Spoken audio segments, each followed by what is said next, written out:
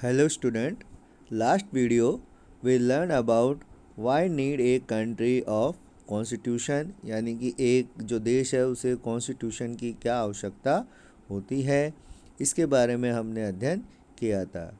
Today will be discuss about the Indian constitution की features. आज हम भारतीय संविधान के कुछ जो की फीचर्स हैं यानी कि उसके जो मुख्य लक्षण हैं उसके बारे में पढ़ेंगे।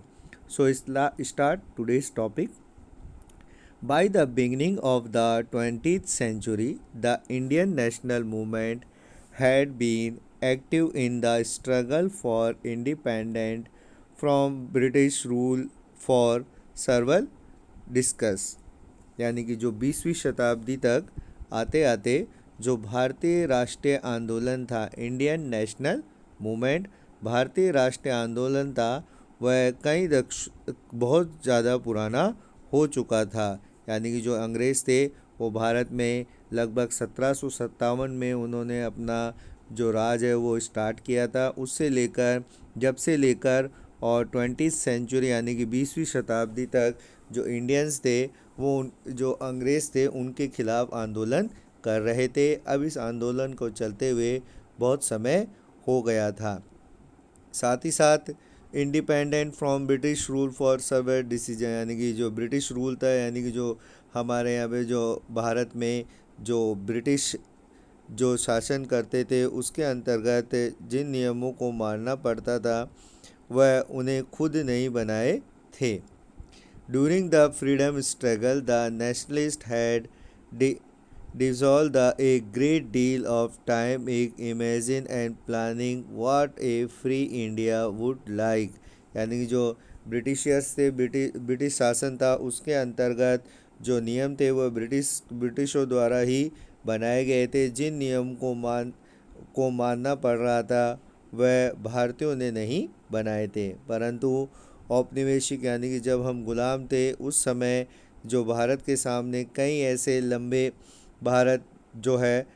लंबे अत्याचारी शासन ने भारत के सामने इतना ज़रूर स्पष्ट कर दिया था कि स्वतंत्र भारत को एक लोकतांत्रिक देश होना चाहिए। यानी कि जब हमारे ऊपर अंग्रेज़ों का अधिकार था तो उसमें इतने सारे अत्याचार किए गए कि जो भारतीय थे वो ये चाहते थे कि अब भारत में लोकतांत्रिक यानी कि जो डेमोक्रेटिक जो कंट्री है उस तरीके से भारत चलेगा।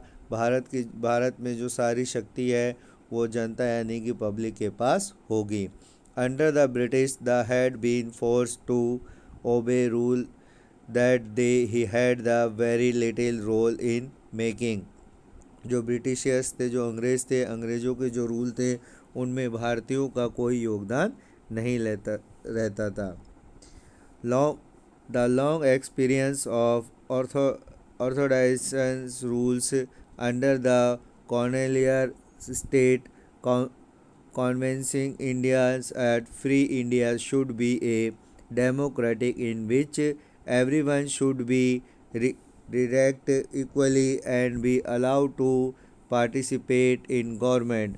यानी कि जो भारत ने ये सोच लिया था कि जब भारत आज़ाद होगा तो यहाँ पर लोकतांत्रिक सरकार बनाई जाएगी और उसके जो सभी कायदे सभी नियम हैं वो किसी एक व्यक्ति के वश में यानी कि एक व्यक्ति के अंदर नहीं रहेंगे।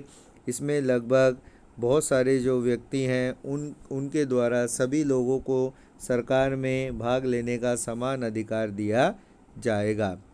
What remained in by done then was a work out of way in which a democratic government would be set up in India and the rule are would determine of functioning.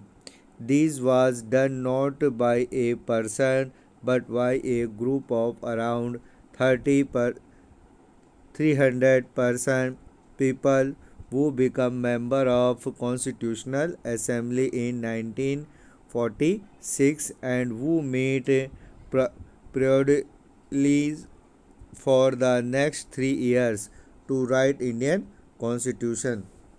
जो इसमें जो भारत का जो संविधान है उसे किसी एक व्यक्ति के द्वारा न बनाए जाकर लगभग जो 300 लोग हैं उन्होंने भारत के लिए नियम कायदों का निर्माण किया था। इसके लिए भारत में जो संविधान बना था उसके लिए एक संविधान सभा का गठन किया गया था, जिसने अपना काम 1946 1946 में उसने अपना काम शुरू कर दिया था और लगभग 3 साल तक भारत के संविधान के लिए उसने कार्य किया। These member of the Continental Assembly has a huge task before them। जो ये संविधान की जो सभा थी के जो सदस्य थे उनके सामने एक बहुत महत्वपूर्ण, बहुत बड़ी जो प्रॉब्लम थी, बहुत बड़ी जो समस्या थी कि the country was made up the several different communities who spoke different language, belong to different religions and had distinct cultures. यानी कि जो भारत है, भारत में बहुत सारी जो जाति समुदाय के लोग रहते थे, साथ ही साथ उनके द्वारा बोले जाने वाली भाषा भी अलग थी और वह अलग अलग धर्मों से संबंध रखते थे। उनका अपना एक अलग कल्चर यानी कि उनकी अपनी एक संस्कृति थी। Also when the constitution was being written, India was going through considerable turmoil। यानी कि वैसे भी जब भारत का संविधान लिखा जा रहा था उस समय हमारा देश भारी उथल पुथल से गुजर रहा था। यानी कि भारत में बहुत ऐसी घटनाएं घटित हुई थी जिससे कि भारत एक अजीब सी परिस्थितियों में बना हुआ था। The partition of the country into India and Pakistan was imminent. Some of the princely states remained undecided about their future। जब भारत और जो पाकिस्तान के बीच में बंटवारा हुआ तब कुछ ऐसी रियासतें थी, प्रिंसली स्टेटमेंट रियासतें जहाँ राजाओं का शासन हुआ करता था, तो कुछ ऐसी रियासतें थी वही है डिसीजन, यानी कि यह निर्णय नहीं ले पा रही थी कि उन्हें भविष्य में किधर जाना चाहिए, उन्हें भविष्य में भारत में रहना चाहिए या पाकिस्तान में मिल जाना चाहिए। उनके लिए डिसीजन लेना बहुत ही कठिन हो रहा था। And the socio economic condition of vast mass of people apart dismissal. और जहाँ पर हम देखते हैं कि जनता की सामाजिक और आर्थिक स्थिति भी बहुत दयनीय थी। यानी जब भारत आज़ाद हुआ तो उस समय आर्थिक और सामाजिक दोनों ही तरीके की जो कंडीशन थी वो भारत की अच्छी नहीं थी। All of these issue played on the mind of the member of constituent assembly as the draft the constitution. यानी कि जब भारत का जब संविधान लिखा जा रहा था, जो संविधान सभा के जो सदस्य थे उनके दिमाग में ये सारे मुद्दे थे कि किस तरीके से भारत की जो वर्तमान स्थिति है उसको देखकर उन्होंने संविधान लिखना प्रारंभ किया। The rose of the occasion and give this country A valiantly document of reflect and respect for maintaining diversity while prevails national unity।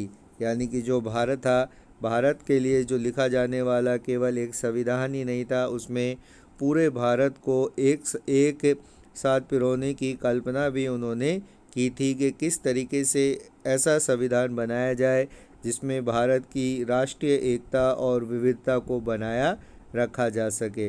तो ऐसे संविधान को बनाने की तैयारी उन्होंने की।